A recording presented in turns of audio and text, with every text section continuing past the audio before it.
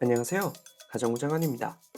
꾸준한 업데이트로 많은 사랑을 받고 있는 아이패드 드로잉 앱 프로크리에이트 많이들 사용하고 계시죠? 저도 그림은 잘 못 그려도 짬날 때마다 그림을 그리면서 소소한 재미를 느끼고 있는데요.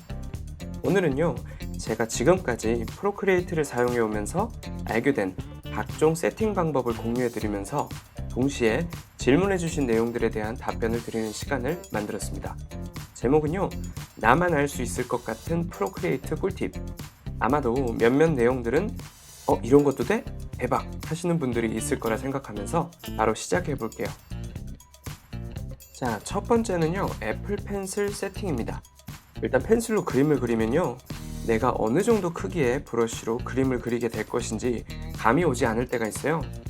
이럴 때는 상단에 있는 동작을 누르고요, 그 다음에 설정을 누른 다음에 설정에 있는 브러쉬 커서를 체크를 해줍니다.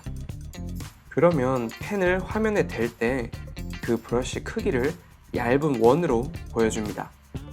이 원은요, 내가 브러쉬 사이즈를 변경할 때마다 그 원도 함께 변경이 되기 때문에 바로바로 확인이 가능합니다.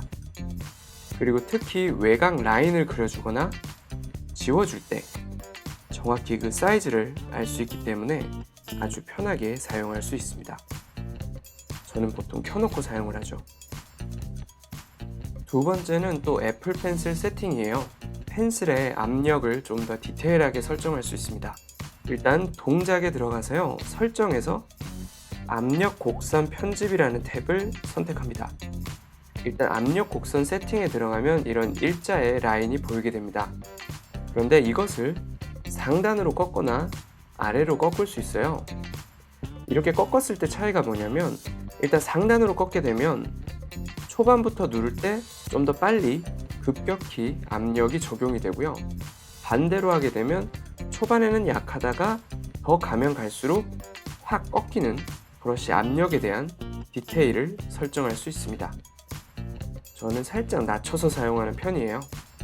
이거는요, 그림뿐만이 아니라 특히 캘리그래피 작업을 하시는 분이 민감하게 설정할 수 있는 부분이라서 알고 계시면 많이 도움이 될 거예요.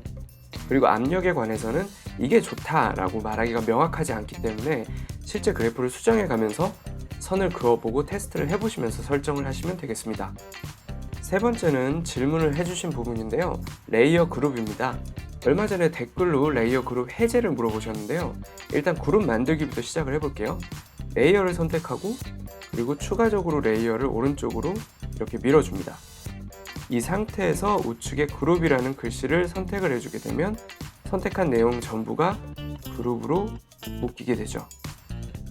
그러면 이 그룹에 있는 레이어들을 그룹 바깥으로 빼고 싶을 때는 지금 이 그룹을 선택을 해도 특별하게 레이어 그룹을 해제시키는 기능은 없어요. 그룹 안에 들어가서 그룹에 들어있는 레이어를 전부 선택을 합니다.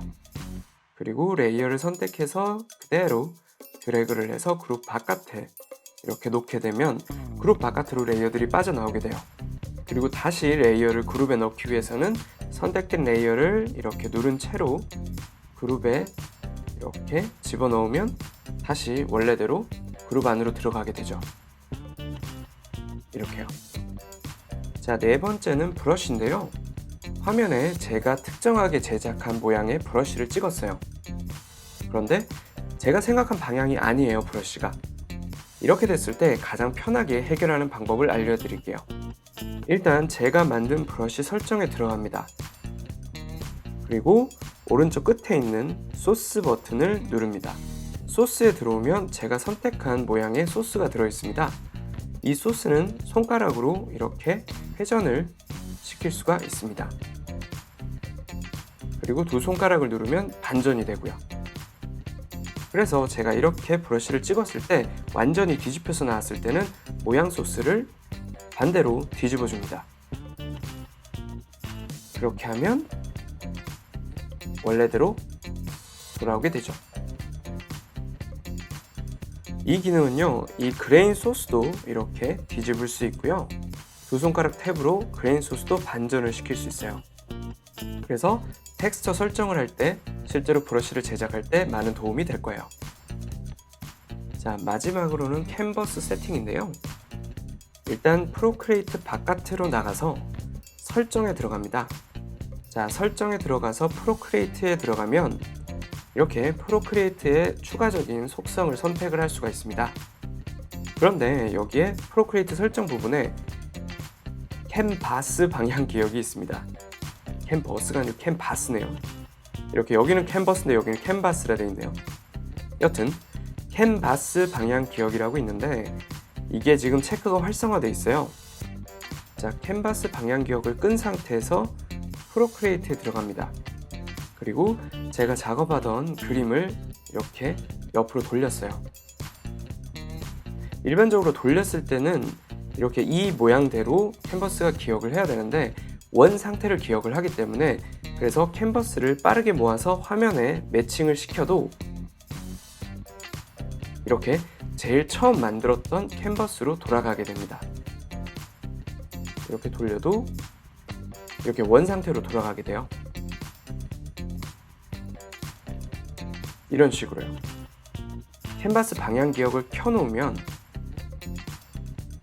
제가 이렇게 돌려도 현재 제가 돌려놓은 캔버스의 방향을 기억하고 있습니다.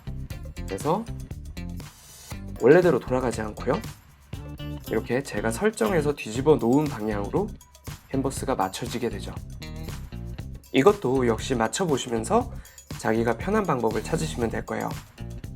저는 보통 체크를 해둔 상태로 이용하고 있습니다. 그 외에 설정에 프로크리에이트 기능에 들어가면 더 추가적인 설정들을 변경할 수 있습니다. 인터페이스의 캔버스 맞추기는 사실상 저는 쓸모가 없어서 그다지 설명을 하고 있진 않고요. 팜 서포트 단계, 이것도 이제 팜 서포트라고 하면 손이 닿는 이 부분에 대한 단계를 이야기를 하는 거고요. 타임랩스 자동으로 이렇게 그려주는 녹화 기능을 어느 정도 화질로 녹화를 할 것인가, 여러 가지 추가적인 설정들을 할 수 있어요. 나중에 한 번씩 설정을 해보시고 자기가 필요한 설정들을 꼭 자기만의 맞춤 세팅을 하시기 바랍니다. 네, 이상으로 프로크리에이트의 자잘한 꿀팁들을 모아봤습니다. 막상 바로 이것들을 사용할 일은 없더라도 알아두시면 언젠가 사용할 일이 있을 거예요. 제가 좀 그랬거든요. 그리고 나만의 세팅을 점점 더 완성을 하시면서 그림을 그리고 캘리그래피를 하실 때 더 편하게 작업을 하실 수 있을 겁니다. 그러면 추가적인 궁금한 것들은 댓글로 부탁드리고요. 좋아요, 구독하기, 알람 꼭 부탁드립니다. 그럼 저는 다음 시간에 뵐게요. 안녕.